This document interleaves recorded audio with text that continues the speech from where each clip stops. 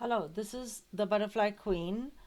I'm going to be showing you the difference between ES, SPX, SSP, XSP, and SPY. Okay, the four different supposedly indices that we talk about. Okay, so ES is the future. Currently, we are in the June futures contract. Okay, now we have every quarter a futures contract rollover. So we had the March contract that just got rolled over, then we go with June, and then after June comes September, and then December. Okay, so these are the four contracts that we have. There is a naming convention for that, but the video is not about the naming convention about the futures, but a futures contract. Okay, so we are looking 3 months out, so it's always going to be looking at what uh, contract has to be. So there is going to be some difference between ES price and SPX. Now, first of all, ES is a CME product, okay, whereas SPX is a SIBO product. So, because first of all, different exchanges have the rights to it, that's one of the reasons why there is price difference. Another thing is SPX is an index. You cannot directly trade the index, you can trade the index options. So SPX has options, okay, but you cannot just trade SPX. Whereas ES futures, you can trade ES futures, you can trade ES options. Okay, now it became the March contract rolled over. Okay, when did it roll over? Let's go to the calendar. Okay, the March 17th was the OPEX. Okay, so when we talk about quad witching, we have all the index options, futures contract, commodity options, all the options are expiring. That's why we call quad witching. So if you look at it, 1 week before that, on this Friday is the last day that the not the last day, that is the active contract. So March contract was active until Friday. Then on 12th we had contract rollover, which was Sunday. We gapped up, okay, and from here onwards we are having the June contract, which is active. Now when the June contract became active, the difference between ES and SPX was almost 35 points. Okay, it starts with 35 points.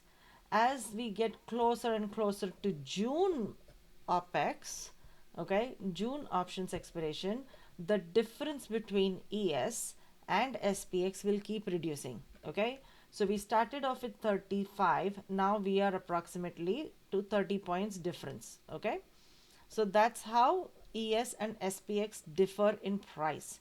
So if I say ES 3800, right? If I say ES at 3830, then SPX is right now at 3800. Okay, so that's 30 points difference less. Okay, because this gap will keep narrowing, and on OPEX they're almost the same. Okay, so that's what you have to remember in terms of ES and SPX. Now what happens from SPX to XSP? Now XSP is 1/10 the size of SPX in terms of its notional value. So if SPX is 3980, right, XSP is 3 398.00. Okay, so if you look at it, okay, I will show you on here. Okay, so here SPX closed at 3948.71. Just take a decimal point here, you get 394.87. This is an extra decimal. Okay, so just the 1/10, so just move one decimal point. Now, SPY is also 1/10 the size, but it is an ETF which gives dividend. So, if XSP is 1/10 the size of SPX, but this is also an index, this is cash settled. SPX is cash settled. So all the SPX options and XSP options that you trade are cash settled. There is no assignment or exercise of options over here. Whatever profit or loss you have just gets, it shows up as cash in your account. Okay, so either if you made loss, your account gets deducted by that much amount. If you made profit, your account increases by that amount.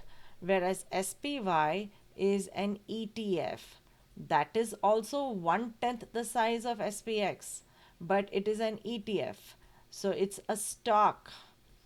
It can be assigned, exercised. But even with that, if XSP is 1/10 and SPY is 1/10, then why are their prices not matching? And that is because of the dividend that it pays. Okay, so this is going to be this, whereas SPY is 393.17. Now, how do you know what is this difference? Okay, look at the dividend. Okay, the dividend is 1.51. If you subtract 1.51 from here, okay, it comes to 63393. Okay, so this is what it should be. This was last payment. Okay, this was the last payment. But when I go to my Think or Swim and look at it over here, okay, it says dividend is 1.506. So let's go ahead and do that.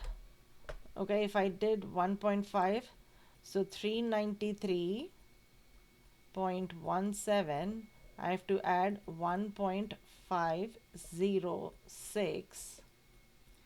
It's 676,493. Right, you can see it's approximately the same, right?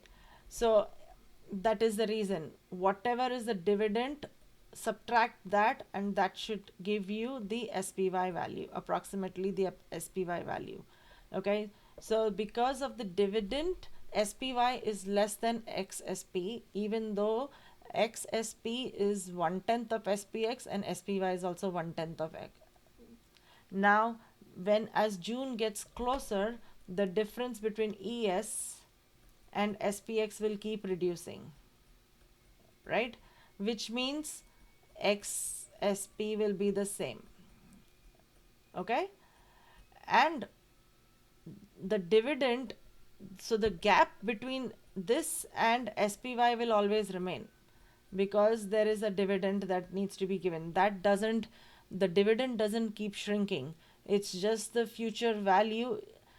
As the contract is getting near to expiry, SPX kind of collapses into ES with the same price, and that is the reason the difference between SPX and ES price reduces, okay, and becomes same. That's all I wanted to share in this video.